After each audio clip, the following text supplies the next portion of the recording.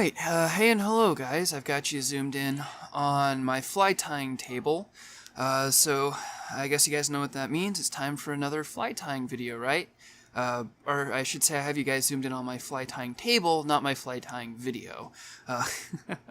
And today I'm actually tying a real simple fly, but it is actually, this fly is sort of the best description of power and simplicity. I've caught many a trout on this fly. I've also read a couple of reports that you can use it on bluegill and panfish as well.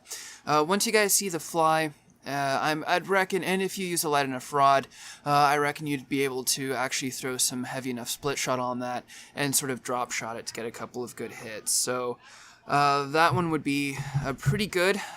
So what I've got today, I'm actually tying it on a size 12 dry fly.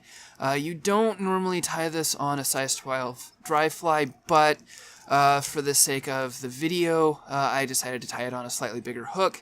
And hey, once it's stuck in a fish and you're reeling the fish in, I'm pretty sure you guys would notice that, hey, the hook still works the same as a hook would work.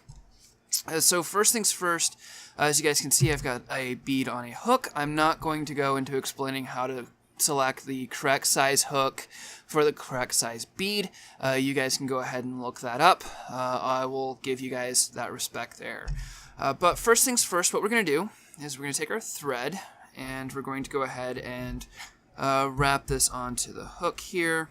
You only need to give it, there we go, a few good wraps to get towards about the middle, and then you're going to go ahead and clip your thread there.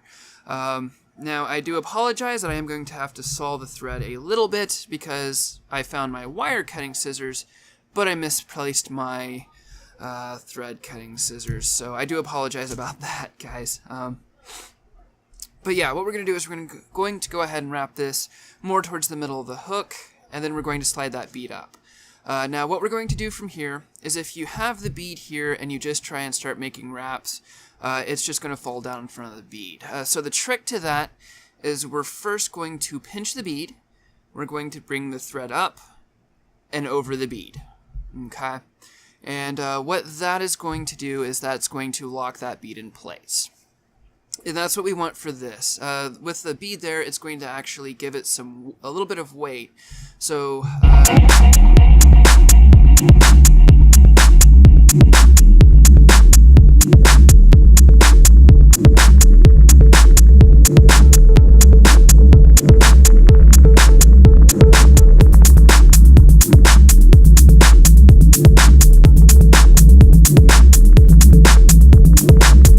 thing to have.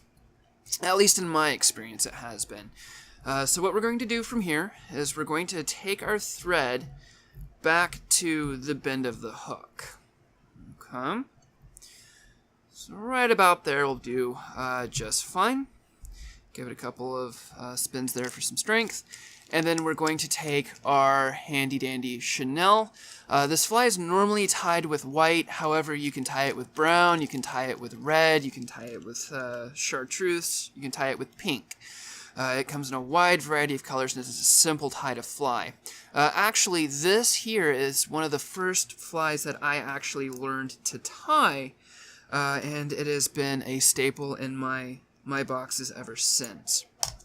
So what we're going to do is we're going to snip off a good little strip of chenille here. If you guys do have extra chenille and stuff like that, this is a good way of getting rid of that extra chenille instead of pitching it out if you don't want to waste your materials. So the first things first that we're going to do is we're going to take it and we're going to pinch it onto the fly hook. Before I do that, a little bit about why I use the thicker chenille. I've tried tying, flies and stuff like that with the thinner chenilles, and it just sort of gave, it gave the fly sort of an anorexic look, really thin. I like to use the thicker Michelles, yes. I like to use the thicker Michelles, guys. But no, I like to use the thicker chenilles because it sort of gives the fly more of a body and more of a beefier look, which it works better for some of the bigger bodied waters and stuff like that. And then it's also pretty nice to use and some of the smaller ones to use as well. But that's besides the point. I'm not going to go into explaining all of that. What we're going to do is we're actually going to pinch the chenille onto the back of the hook. Okay, we're going to bring our thread up, bring it down, and pull it tight. When you bring your thread around, be careful not to catch that, the bottom of the hook there. And then we're going to do it one more time, and then we're just going to give it a couple more wraps there. Normally, when you're tying a fly, you want to use a proper colored thread for that. Since my chenille is white, I would normally use a white colored thread, but for the sake of the video, I'm using a black one. That way it's easier to see. Now, after this, we're going to bring our thread up to the bead, and what we're going to do is we're going to pull our thread tight, bring it around, and bring it down on the other side of the bead. And that's going to get us up towards the eye of the hook. The next thing that we're going to do is we're going to bring our thread up to the eye of the hook. And then we're going to stop right there at the eye. After that, we're going to pull our chenille up. You don't want to pull it so tight that you rip it off the fly, but pull it tight enough that you can kind of keep a little bit of tension on it. We're going to bring it over the bead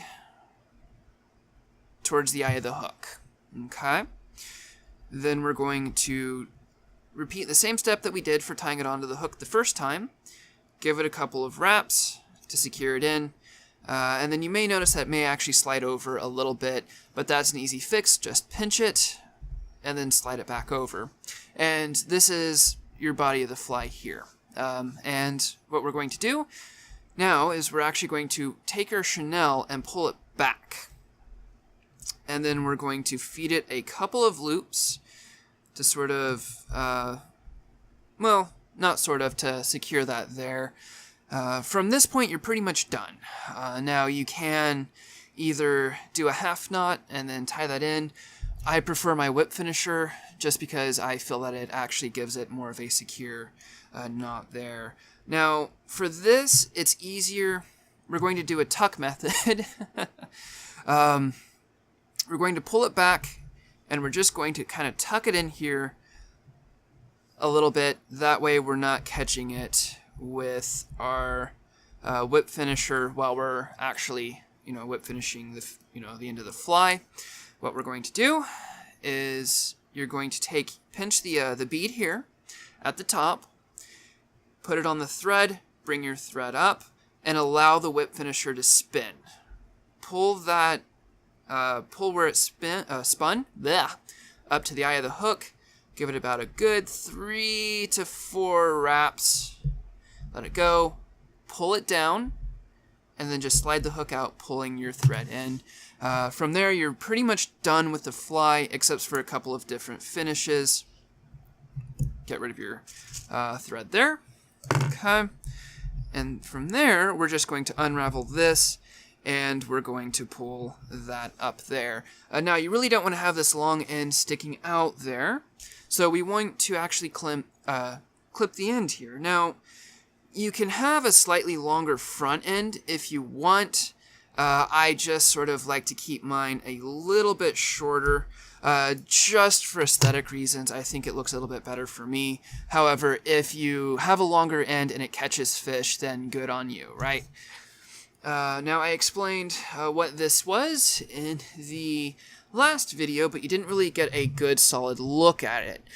This is Loon UV Knot. It's a really good sort of head cement supplement, or substitute, not a supplement, sorry guys. And it dries a lot faster and a lot harder too. I like to give my flies a little bit of a dab with this. Just pull that back a little bit and kind of dab that on there a little bit. You want enough to to help secure the fly, but you don't want to put so much on there that you're blocking the eye of the hook. And then, so keep that in mind. After that, we are just going to hit that with our UV light. Sorry about that, guys. Sort of destroying the camera there a little bit. And then that'll sort of dry that into place there.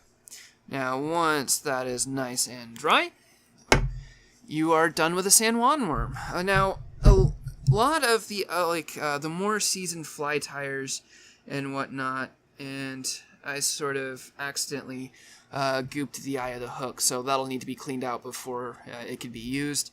But you can just take a bobbin and some, that kind of equipment, and then just sort of punch that out. Now, a lot of your well-seasoned fly tires may scoff at this fly. That is until, oh, well, I just dropped the fly. There we go. Now, a lot of your real seasoned fly tires and stuff like that may actually scoff at this if they see a beginner in the room tying these flies one after another. However, the thing about it is there's flies that catch fishermen and there's flies that catch fish. And this is one of these flies that have proven to catch fish time and time again, and it is the simplest one to tie. You can sit there and tie, 20 and 30 of them in the time that it would take you to tie, 4 or 5 of the more complex ones, and you can still catch fish pretty well with it. So, but if you guys like the video, make sure you hit that like button. Tie some of these flies up yourself. They're always a nice thing to have in your box. You can tie them on a fly rod. I'm sorry, guys. You can throw them on a fly rod, and I'm pretty sure... Sorry, get that in the middle there.